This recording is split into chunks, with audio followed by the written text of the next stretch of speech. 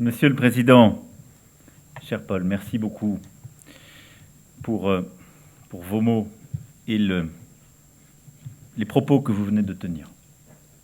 Monsieur le Président, Mesdames, Messieurs les ministres, Mesdames, Messieurs, chers amis, c'est un honneur et une responsabilité particulière d'être ici au Rwanda, parmi vous. Et permettez-moi d'abord de vous remercier pour votre invitation, votre accueil à l'égard de la délégation et de moi-même. Je mesure toute l'importance symbolique, historique, de cette visite qui est simplement la deuxième d'un président de la République depuis le génocide des Tutsis de 1994. Monsieur le Président, vous avez, je crois, retranscrit parfaitement dans vos propos à l'instant l'esprit qui a animé le travail commun que nous avons conduit depuis 2017. Nous avons commencé à cheminer ensemble. Nous avons décidé de reprendre la voie de la coopération, du dialogue, sans rien occulter des difficultés que nos deux pays ont pu traverser. Nous avons décidé, dès le printemps 2018, de donner le signal d'un rapprochement entre nos deux pays, guidés par la même volonté de regarder en face notre histoire, mais de construire aussi l'avenir pour les jeunes générations. Vous aviez accepté l'invitation de vous rendre à un salon sur le numérique et l'innovation. Et en 3 ans, nous avons franchi ensemble plusieurs étapes et levé plusieurs obstacles. Parce qu'il fallait passer par un examen de vérité. C'est ce que nous avons fait en confiant à une commission d'historiens présidée par le professeur Vincent Duclerc un travail approfondi de recherche et d'analyse sur le rôle de la France au Rwanda entre 1990 et 1994. Je salue le travail remarquable, indépendant, transparent, qui a été accompli par les membres de cette commission. C'est en effet la plus rigoureuse indépendance qui les a accompagnés pendant les 2 ans de travaux qu'ils ont eu à conduire. Et ce travail, qui a également été mené du côté du Rwanda, nous permet aujourd'hui d'avancer vers une histoire partagée et surtout d'en ouvrir une nouvelle page. J'ai dit ce que j'avais à dire tout à l'heure sur le génocide des Tutsis, sur la responsabilité de la France. Et vous avez comme poursuivi ces mots avec les vôtres en disant mieux que je n'aurais pu le dire, et peut-être parce que c'était à vous de le dire, que ce que nous nous devons, c'est la vérité, plutôt que de chercher à nous débarrasser d'un passé qui ne passait pas.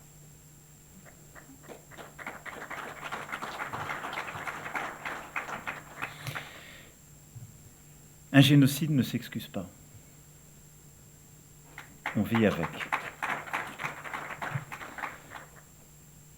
Et un pardon ne s'exige pas. Qui serais-je pour le faire ? Ma conviction, c'est qu'avec la responsabilité qui est la mienne aujourd'hui, je vous devais une chose, je nous devais une chose. C'est d'essayer de retranscrire la vérité telle qu'elle apparaît aujourd'hui et de reconnaître notre responsabilité pour ce qu'elle est. Et ce chemin de reconnaissance que j'évoquais tout à l'heure est, je pense, celui qui nous permet de continuer à faire route.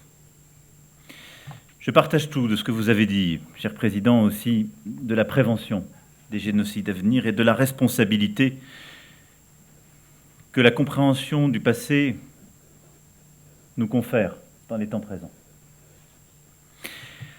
Cette nouvelle page de nos relations bilatérales va amplifier le travail que nous avons déjà engagé ensemble sur plusieurs défis communs.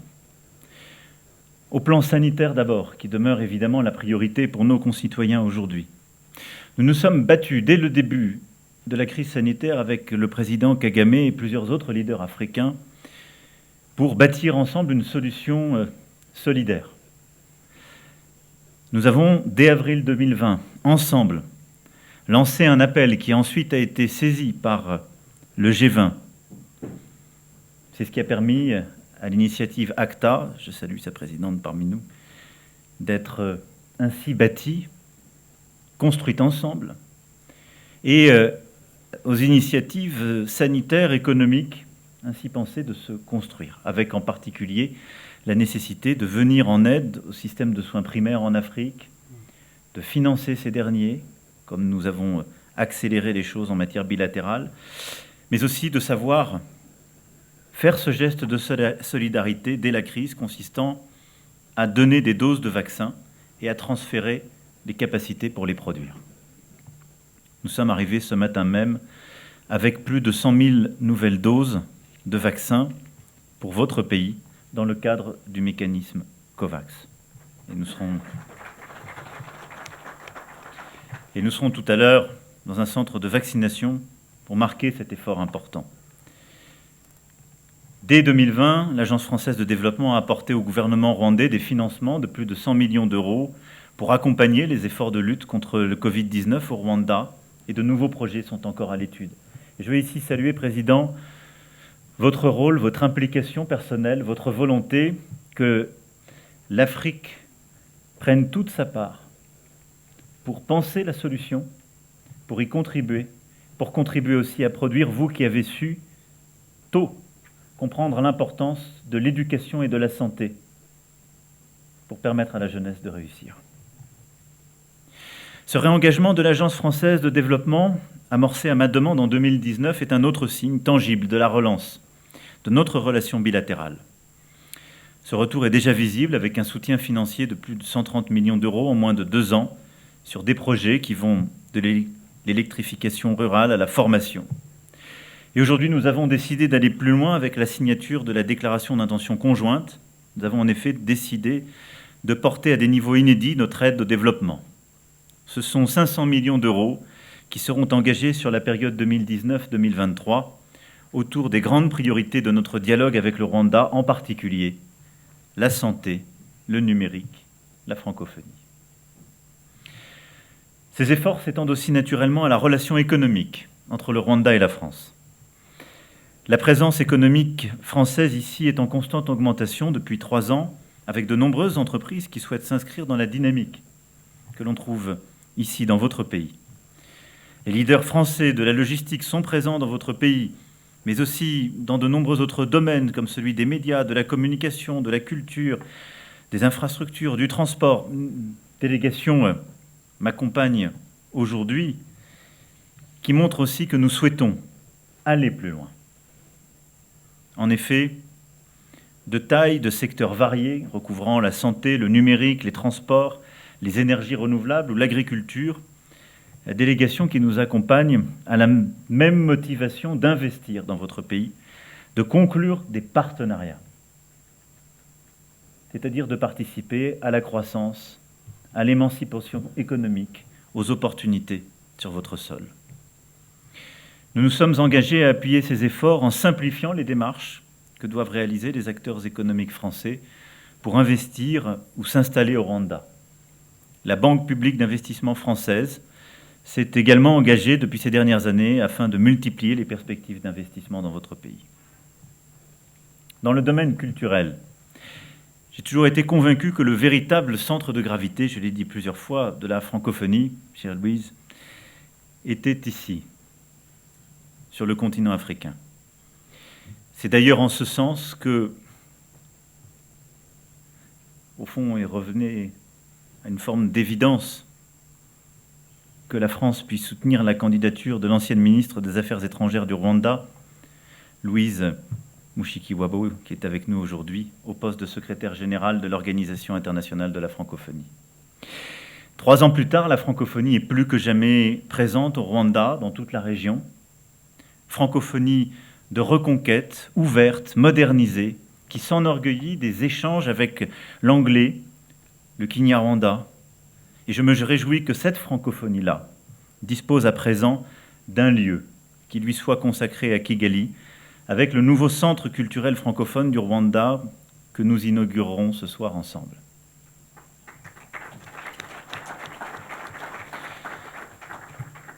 Enfin, cette confiance retrouvée implique évidemment de poursuivre la coopération judiciaire entre nos pays, alors que nos efforts en matière de lutte contre l'impunité des génocidaires rwandais présumés résidant en France commencent à porter leurs fruits. Ils vont être à nouveau renforcés au cours des prochains mois, parce qu'il ne saurait y avoir de réconciliation durable sans justice.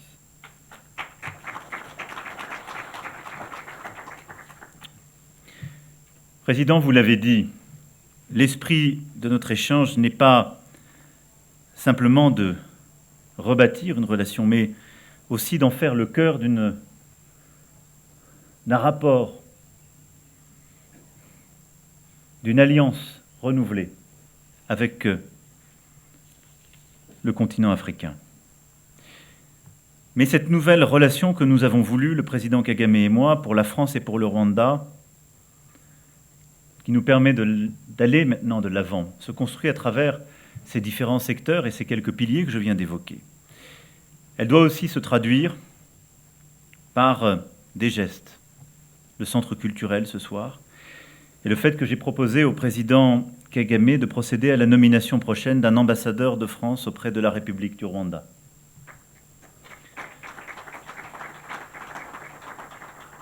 Depuis 6 ans, le poste demeure vacant et la normalisation de nos relations ne pouvait s'envisager sans cette étape. Cette nomination sera soumise à l'agrément des autorités rwandaises et sa mission reposera sur la feuille de route que nous avons fixée ensemble aujourd'hui. Et je veux ici remercier notre chargé d'affaires et toute son équipe qui, pendant ces années, ont œuvré avec beaucoup d'engagement, de courage et de lucidité pour permettre aussi ce travail sur le terrain, aux côtés des Rwandaises et des Rwandais. Je veux croire aujourd'hui que ce rapprochement est irréversible. Il est irréversible pour au moins 2 raisons que nous voulons l'un et l'autre. La première, c'est parce que nous croyons l'un et l'autre dans le même engagement et la même construction d'un partenariat nouveau, où les Africains et leurs dirigeants doivent prendre toute leur place. Durant ces 4 dernières années, à chaque fois qu'une tension politique ou qu'un conflit dans la région a pu apparaître, nous n'avons œuvré qu'en soutien de médiation régionale ou de l'Union africaine. La France n'a jamais donné de leçons à qui que ce soit depuis 4 ans. Mais elle a constamment cherché à faire émerger les solutions possibles et les meilleures en aidant les dirigeants responsables à faire quelque part cette maïeutique ou parfois cette conciliation. Vous avez, à plusieurs reprises, été au rendez-vous de cette exigence, Président, et je tiens à vous en remercier. Sur la scène multilatérale, je l'évoquais dès l'année dernière, sur la santé, sur le climat, sur l'innovation, sur la réforme de la gouvernance économique. Sur tous ces fronts, le Rwanda est un partenaire clé. Sur la scène régionale aussi. Le Rwanda est un acteur qui compte et qui est au cœur de cette capacité que peut avoir la France d'aider à faire émerger des réponses régionales. C'est ce que nous avons su faire naguère en République démocratique du Congo. Et je veux à ce titre aujourd'hui adresser un message de solidarité aux populations de Goma, durement meurtries et à qui nous devons assistance. Et c'est ce qu'il convient de faire désormais en République centrafricaine ou au Mozambique, comme nous l'avons évoqué ensemble. Parce que vous croyez aussi, cher Président, que la relation que la France et l'Afrique doivent aujourd'hui nouer est celle, justement, d'une alliance exigeante que j'évoquais tout à l'heure, mais qui croit dans le présent et le futur, et qui veut bâtir les termes d'un investissement solidaire et commun. Et puis enfin, parce que cette page que nous ouvrons est celle aussi d'une relation singulière. Vous l'avez dit. Nous nous connaissons, y compris dans nos silences.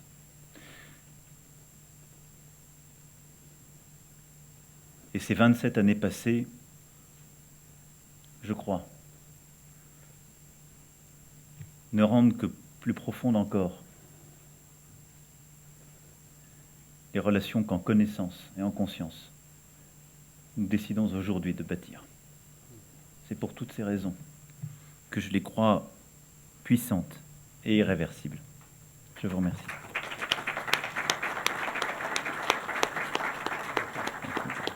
Merci, monsieur. Merci, Monsieur le Président. Thank you, Excellencies, for these powerful and historic words. On va commencer la conférence de presse. On commencera par prendre des questions de la presse française. On vous demande de vous présenter et de présenter l'agence de presse pour laquelle vous posez la question. Y aurait-il des questions de la presse française?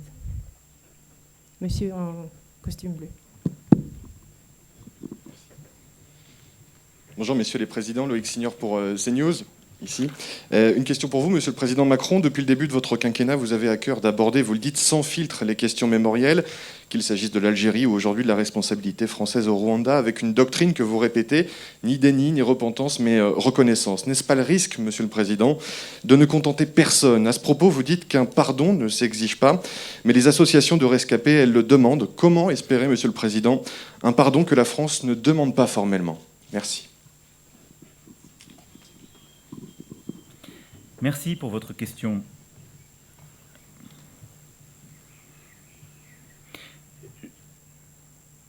Nous avons plusieurs passés et plusieurs mémoires plurielles d'ailleurs traumatisées. Le Rwanda en est une, la question de l'Algérie en est une autre. Je ne les compare pas, je ne les mets pas une seconde en parallèle, mais elles structurent des millions de vies, y compris dans notre pays. Elles structurent aussi des relations avec d'autres pays. Et je crois que nous nous sommes, à travers les décennies, enfermés, en quelque sorte, dans une forme d'alternative impossible. Il y aurait d'un côté, d'une certaine manière, celles et ceux qui croient que la France est forte, et que quand la France est forte, elle n'a pas à demander d'excuses ou à reconnaître ses erreurs. Et il y aurait de l'autre côté celles et ceux qui n'aiment pas la France et qui viendraient l'affaiblir en demandant à tout bout de champ des excuses et se repentir. Je crois que la France est forte. J'aime notre pays. Terriblement. Son histoire, sa terre, son présent et son avenir. Mais parce que je pense que nous sommes un pays fort et grand. Je crois qu'il n'y a pas de grandeur s'il n'y a pas la capacité à voir en face sa propre vérité. C'est pour ça que je parle de reconnaissance. C'est pour ça que j'ai demandé à chaque fois à des historiens de travailler librement et de nous dire la part de vérité historique. Je dis bien la part, car l'histoire est un travail qui ne se termine jamais. Et d'autres historiens viendront, qui découvriront peut-être d'autres archives qui restent à ouvrir. Mais ce chemin-là est celui, je crois, qu'un grand pays doit faire. Regarder en face ce qu'il a fait dans sa complexité, savoir dire « je n'ai pas été complice de cela, je ne suis pas responsable de cela, ou il n'y a pas eu d'intentionnalité sur cela, mais j'ai une responsabilité que je nomme et que je qualifie. » Oui. Et je crois que cela grandit la France, cela ne l'affaiblit pas. Procéder à un tel geste, une telle décision, c'est assumer les risques qui vont avec. Le président Kagame l'a d'ailleurs dit lui-même dans son propos. Mais c'est en même temps décider précisément de ne contenter personne. Parce qu'on ne choisit pas sa vérité. Et parce qu'on ne regarde pas notre pays en face pour traiter telle ou telle clientèle ou contenter telle ou telle. On le fait d'abord pour nous-mêmes. Parce que nous devons la vérité. Parce que des enfants qui ont grandi, sont nés français, ont été adoptés français, qui ont vécu dans les non-dits ou le mensonge, comment peuvent-ils construire leur identité et leur deuil si on ne dit pas cette part? Parce que celles et ceux qui étaient jeunes ou moins jeunes et qui ont vécu cette période-là ont entendu des choses sur le rôle de la France, ont vécu cela dans leur chair. Et donc nous nous devons à nous-mêmes en tant que Français de reconnaître les faits avec cette lumière blanche de la vérité, telle que les historiens la délivrent. Et puis nous le devons aux Rwandais. Je l'ai dit tout à l'heure. Nous le devons à celles et ceux qui sont morts dans un silence assourdissant.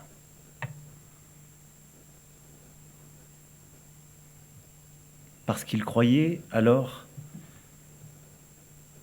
que nous ne savions pas. Et nous savions. Nous tous, communauté internationale.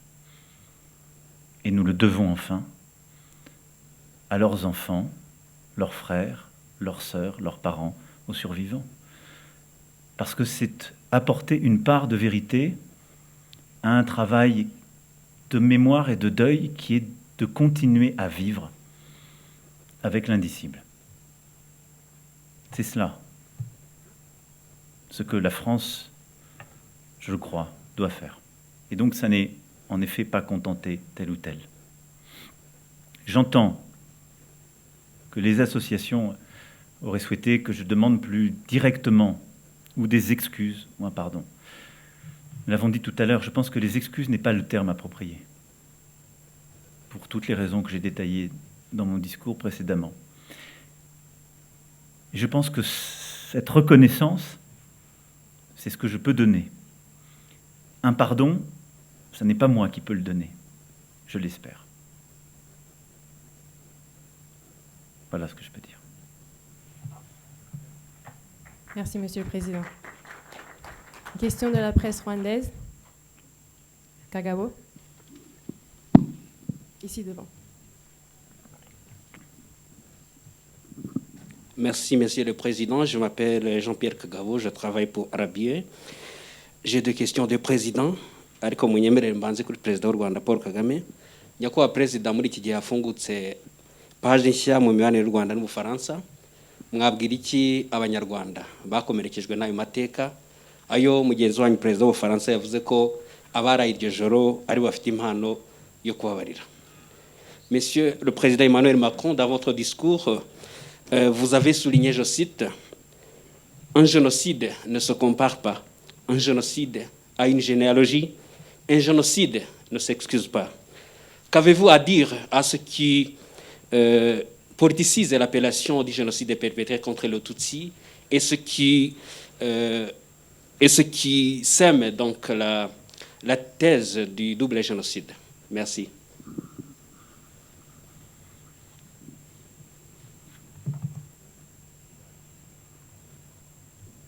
Washaka igisubizo mu Kinyarwanda?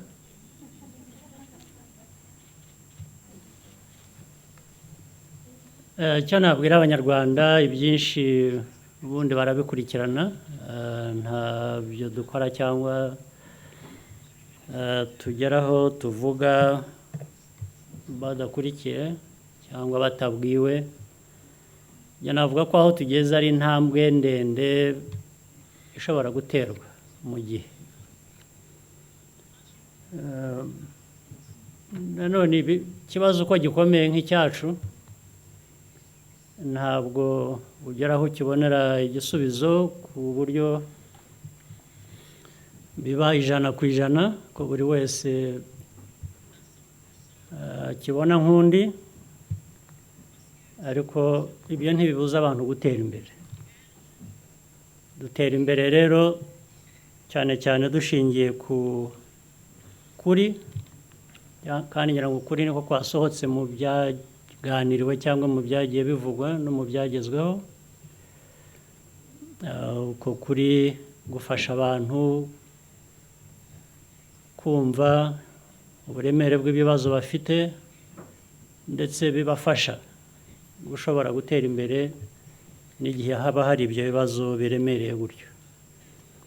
Abanyarwanda rero ndizera ko ku bwabo hari byinshi bamaze kugeraho ariko hari n'ibindi byinshi byagerwaho cyangwa bigenda bigerwaho kubera ko u Rwanda rufatanya n'abandi ibindi bihugu nk'Ubufaransa. Uyu munsi perezida w'Ubufaransa batusuye, kuza kwe byari bifite isano n'ayo mateka. byavuzwe ku mugaragaro, ariko ndibwira ko bidufasha twese nk'abanyarwanda gutera indi ntambwe ndende. N'ibyo nabwira abanyarwanda.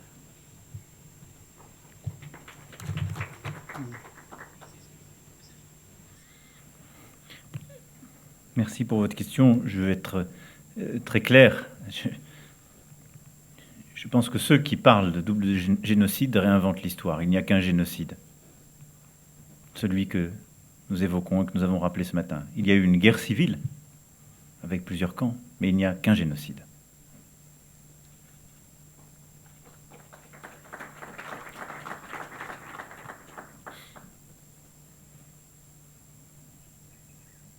Une question de la presse française. Oui, madame. Monsieur le Président. Bonjour, messieurs les présidents. Alors, une question, je suis Françoise Joly de TV5 Monde. Alors, une question pour vous, monsieur le Président Emmanuel Macron. Vous avez dit ce matin dans votre discours au mémorial que vous engagiez à ce qu'une personne soupçonnée de crime de génocide ne puisse échapper à la justice. Vous venez encore d'en parler à l'instant. Alors concrètement, comment allez-vous procéder? Est-ce qu'un traité d'extradition va-t-il être signé? Et est-ce que, pour évoquer très symboliquement une personne, en ce qui concerne Agathe Habyarimana, qui fait l'objet d'un mandat d'arrêt international de la part du Rwanda, que va-t-il en être de sa situation, puisqu'elle vit depuis très longtemps en France? Et si vous, monsieur le président rwandais, Paul Kagame, vous voulez faire un commentaire sur cette question, ce sera avec plaisir. Alors, je ne vais pas parler de cas particuliers parce que justement, il ne m'appartient pas de faire le travail qui d'abord procède de la justice, mais ce que nous avons décidé de faire et qui dépend des chefs d'État, et ce que je me suis engagé à faire, c'est premièrement de donner tous les moyens pour que la coopération judiciaire s'améliore. Et deuxièmement, c'est de construire toutes les solutions administratives qui peuvent faciliter, d'une part, les poursuites, l'établissement de la vérité, et les extraditions, avec le contrôle des juges et le rôle des juges, qui à chaque fois est requis. Donc, si des modifications qui nécessitent des textes intergouvernementaux sont requises, nous les prendrons. D'ores et déjà, les moyens ont été activés et la coopération concrète judiciaire aussi.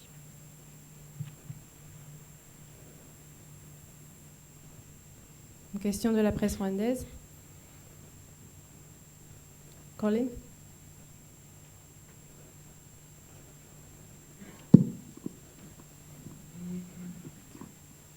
Good morning. My name is Collins Moy. I write for the New Times Daily. It's a local English daily. Going forward, you have mentioned severally about the need or that this opens a door to a new partnership. And in concrete terms, what are some of the actionable points that we are likely to see happen in the coming days between both parties? And for Rwanda, President Kagame, what are some of the roles or partnerships that you directly envision that France can be involved in this? And on a lighter note, President Macron, there is a Buzz skateboard league. I think you might want to find time and come and watch a match. And Rwanda is playing. Thank you. I think that question you've asked has already been answered by some of through the documents signed by our foreign ministers, one of France and Rwanda. That's what they were doing. I'm sure you were following. Those are exactly the areas where we're going to cooperate. You asked for some. Those are some. There could be more that will come later on. But the most important thing is the establishment of this understanding and desire to work together, which has been stated by both the President of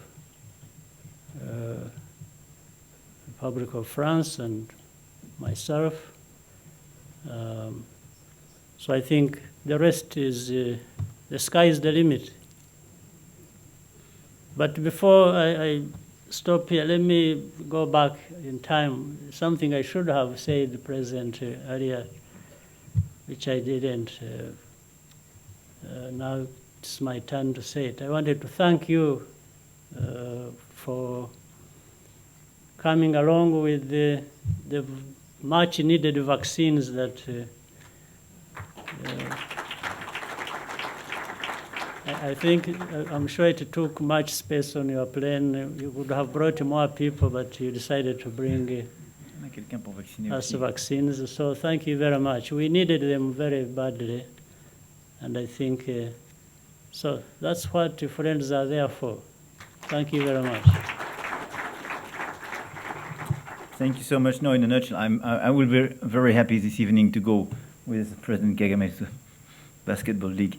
And, but anyway, just in a nutshell, I don't want to repeat what I mentioned in my statement, but for me, the very core of this new partnership is all the bilateral projects we will push together, part of the roadmap signed today. It's part of as well of the regional initiatives. Basically, we lead together for the different countries in the region I mentioned. And beyond that, some of the critical Euro-African initiatives or multilateral initiatives we launched together. ACTA 1 year ago, which was absolutely critical for sanitary and financial answer to the crisis. And I wanted to thank once again President Kagame for his presence last week in Paris, but we launched together with a few African leaders a new deal for the financing of African economies. And it's how, through a reshaping of the IMF, World Bank, and series of bilateral relations, how basically to have a new type of investment, both public and private, for the African economies. Because today there is a gap of, let's say, $280, $290 billion of financing between now and 2025 for the African continent. And this is a minimum. And if we don't mobilize the global community on our institutions in order to deliver and to provide opportunities to people in Africa, we will not just miss opportunities, but we will build the next disasters. And this is part of the initiative we are taking together. This new deal for financing in Africa, both public and private, are part of this new partnership. Merci beaucoup. Thank you, Excellencies. Excellency President Paul Kagame, Excellence Monsieur le Président Macron. This marks the end of the press conference. We thank you once again for your time. Merci beaucoup.